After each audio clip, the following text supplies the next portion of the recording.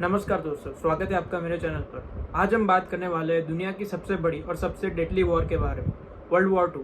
ये वॉर इतनी बड़ी थी कि इसमें लगभग 10 करोड़ से ज़्यादा लोग इन्वॉल्व थे और 7 से 8 करोड़ लोग मरे थे। इमेजिन कीजिए, ये ह्यूमैनिटी की हिस्ट्री में सबसे घातक वॉर थी।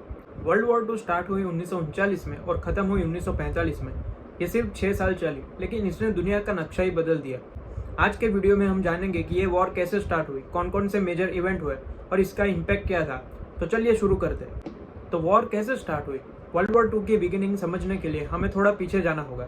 जब वर्ल्ड वॉर 1 खत्म हुई 1938 में, तो जर्मनी को बहुत बड़ी पनिशमेंट मिली। ट्रीटी ऑफ वर्सेलिस के अंडर, अब वर्सेलिस फ्रांस की एक जगह का नाम है, इस ट्रीटी के अंदर जर्मनी को बहुत बड़ी जमीन देनी पड़ी, उनके आर्मी को कम कर दिया गया और उन्हें इनके लिए बहुत बड़ी कीमत चुकानी पड़ी। इस ट्रीटी ने जर्मनी के अंदर बहुत ज्यादा गुस्सा और फ्रस्ट्रेशन क्रिएट कर दिया। जर्मन लोग फील कर रहे थे कि उनके साथ बहुत बुरा हुआ है। इसी निराशा और आर्थिक नुकसान का फायदा एडोल्फ हिटलर ने उठाया। हिटलर 1933 में जर्मनी का चांसलर बन गया। उसने नाजी पार्टी के साथ जर्मनी को रिबिल्ड करना शुरू किया, लेकिन उसके प्लान बहुत डेंजरस थे। हिटलर चाहता था कि जर्मनी फिर से पावरफुल बने और जो कुछ वर्ल्ड वॉर 1 में खोया था वो सब वापस ले ले।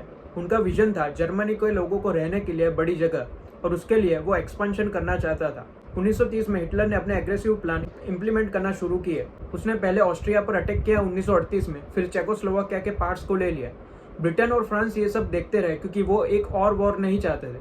लेकिन जब 1 सितंबर 1939 को जर्मनी ने पोलैंड पे अटैक किया, तो ब्रिटेन और फ्रांस के पास कोई ऑप्शन नहीं बचा। उन्होंने जर्मनी के अगेंस्ट वॉर डिक्लेयर कर दी और ऐसे ही वर्ल्ड वॉर 2 ऑफिशियली शुरू हो गए। अब वर्ल्ड वॉर 2 में मेजर पावर कौन कौन से थे? वर्ल्ड वॉर 2 में 2 मेजर पावर थे।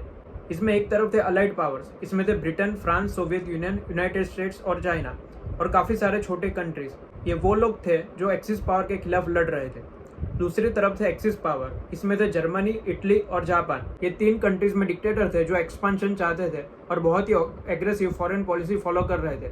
इंटरेस्टिंग बात यह है कि शुरू में बहुत सारे कंट्रीज न्यूट्रल रहना चाहते थे, जैसे कि अमेरिका, लेकिन जैसे जैसे वॉर बढ़ी ऑलमोस्ट सभी को इन्वॉल्व होना पड़ा। अब जानते हैं यूरोप में वॉर कैसे फैला। जब जर्मनी ने पोलैंड पे अटैक किया तो उन्होंने ब्लिट्जक्रीग स्ट्रेटेजी यूज की, मतलब लाइटनिंग वॉर। ये स्ट्रेटेजी में फास्ट मूविंग टैंक, एयरक्राफ्ट और इन्फेंट्री को कोऑर्डिनेट करके एनिमी को ओवरवेलम किया जाता है। पोलैंड बहुत जल्दी हार गया, उसके बाद कुछ महीने तक ज्यादा कुछ नहीं हुआ। इसे फोनी वॉर कहते हैं। लेकिन 1940 में जर्मनी ने असली कैंपेन शुरू किया। अप्रैल 1940 में जर्मनी ने डेनमार्क और नॉर्वे पर अटैक किया। फिर मई में उन्होंने नीदरलैंड, बेल्जियम और लुक्समबर्ग पर अटैक किया। और सबसे शॉकिंग बात, जून 1940 में फ्रांस हार गया। फ्रांस जो वर्ल्ड वॉर 1 में इतना स्ट्रॉन्ग था, वो सिर्फ 6 वीक में हार गया। ब्रिटेन अब अकेला रह गया यूरोप में नाजी जर्मनी के खिलाफ। विंस्टन चर्चिल, जो ब्रिटेन का प्राइम मिनिस्टर था, उसने सरेंडर नहीं किया। उन्होंने कहा कि हम आखिरी दम तक लड़ेंगे और कभी सरेंडर नहीं करेंगे। 1940 में गर्मी के मौसम में बैटल ऑफ ब्रिटेन हुआ। जर्मन एयरफोर्स ने ब्रिटेन पर कंटिन्यूअस बॉम्बिंग शुरू की, लेकिन ब्रिटिश रॉयल एयरफोर्स ने उसको डिफेंड किया और जर्मनी को रोकने में सक्सेसफुल रहा। ये वॉर का एक मेजर टर्निंग पॉइंट था। अब बात करते हैं ऑपरेशन बारबारोसा के बारे में, जो था सोवियत यूनियन पर अटैक। 22 जून 1941 को हिटलर ने अपनी सबसे बड़ी गलती की, उसने सोवियत यूनियन पर अटैक किया। इसे ऑपरेशन बारबारोसा कहा जाता है। ये ह्यूमन हिस्ट्री का सबसे बड़ा लैंड इन्वेजन था। 30 लाख से ज्यादा जर्मन सोल्जर ने 2000 किलोमीटर के लॉन्ग फ्रंट पर अटैक किया। इनिशियली जर्मनी बहुत सक्सेसफुल रहा, वो मॉस्को के बहुत पास पहुंच गए, लेकिन फिर रशियन विंटर आ गई। जर्मन सोल्जर विंटर के लिए प्रिपेयर्ड नहीं थे। -40 डिग्री टेम्परेचर में उनका इक्विपमेंट फेल होने लगा, सोल्जर्स फ्रीज होने लगे। सोवियत फोर्सेस ने फियर्स रेजिस्टेंस किया। बैटल ऑफ स्टालिनग्राड एक ब्रूटल बैटल थी जिसमें लाखों मरे, लेकिन इवेंचुअली सोवियत फोर्सेस ने जर्मन आर्मी को डिफीट कर दिया। ये वॉर का एक मेजर टर्निंग पॉइंट था। उसके बाद जर्मनी ग्रेजुअली रिट्रीट करने लगा ईस्टर्न फ्रंट से। सोवियत यूनियन की इन्वॉल्वमेंट से वॉर का स्कोप कम्प्लीटली बदल गया। लाखों सोवियत सोल्जर और सिविलियंस की इस वॉर में मौत हुई, एस्टिमेटेड 2 करोड़ से भी ज्यादा। अब आती है अमेरिका की एंट्री। पर्ल हार्बर, ये नाम सुनकर ही पता चल जाता है कितनी इंपॉर्टेंट इवेंट थी। 7 दिसंबर 1941 को जापानीज फोर्सेस ने अमेरिका के हवाई में पर्ल हार्बर नवल बेस पर सरप्राइज अटैक किया। इस अटैक में 2400 से ज्यादा अमेरिकन सर्विस मेंबर मरे और काफी शिप डिस्ट्रॉय हो गए। इस अटैक से अमेरिकन पब्लिक में बहुत गुस्सा था। प्रेसिडेंट फ्रैंकलिन डी रूजवेल्ट ने फेमसली कहा, दिसंबर 7, 1941 ये तारीख कभी नहीं भूलेंगे। अमेरिका ने इमीडिएटली जापान के अगेंस्ट वॉर डिक्लेयर किया। जर्मनी और इटली ने भी अमेरिका के अगेंस्ट वॉर डिक्लेयर कर दी क्योंकि वो जापान के पार्टनर थे। अमेरिका की एंट्री से अलाइड पावर्स को बहुत बड़ा बूस्ट मिला। अमेरिकन इंडस्ट्री ने बड़ी मात्रा में वेपन, टैंक, एयरक्राफ्ट और सप्लाई प्रोड्यूस किए। अमेरिकन सोल्जर्स यूरोप और पैसिफिक दोनों फ्रंट पे फाइट करने लगे। अब आती है पैसिफिक थिएटर की वॉर। पैसिफिक में वॉर इक्वली ब्रूटल थी। जापान ने 1930 से ही एक्सपेंशन शुरू कर दिया था। उन्होंने चाइना, कोरिया और साउथ ईस्ट एशिया के काफ़ी पार्ट पर कंट्रोल कर लिया था। अमेरिका और अलाइड फोर्सेस ने आइलैंड होपिंग स्ट्रेटेजी यूज़ की, मतलब वो स्ट्रेटेजिकली इंपॉर्टेंट आइलैंड को कैप्चर करते हुए और ऐसे ही ग्रेजुअली जापान के पास पहुंचते थे। बैटल ऑफ मिडवे में अमेरिकन नेवी ने जापानीज फ्लीट को हरा दिया। यह पैसिफिक वॉर का एक टर्निंग पॉइंट था। फिर आता है गॉडल कैनाल कैंपेन। ये पहली मेजर ऑफेंसिव थी अलाइड फोर्सेस की पैसिफिक में। उसके बाद आती है बैटल ऑफ जिमा और ओकिनावा। ये बहुत ही घातक लड़ाई थी जो जापान के होम आइलैंड के पास लड़ी गई। जापानी सोल्जर्स बहुत बहादुरी से लड़ाई करते थे। वो सरेंडर नहीं करते थे, कामिकाजे अटैक करते थे, जिसमें वो अपने प्लेन को दुश्मन के शिप में क्रैश कर देते थे। अब बात करते हैं इस वॉर में इंडिया का रोल क्या था। इंडिया का भी इस वॉर में बहुत इंपॉर्टेंट कंट्रीब्यूशन था, जो काफ़ी लोग नहीं जानते। इंडिया उस टाइम ब्रिटिश कॉलोनी थे, लेकिन फिर भी 25 लाख से ज़्यादा इंडियन सोल्जर इस वॉर में शामिल हुए। ये सबसे बड़ी वॉलंटियर आर्मी थी। इंडियन सोल्जर्स ने नॉर्थ अफ्रीका, इटली और बर्मा में फाइट किया।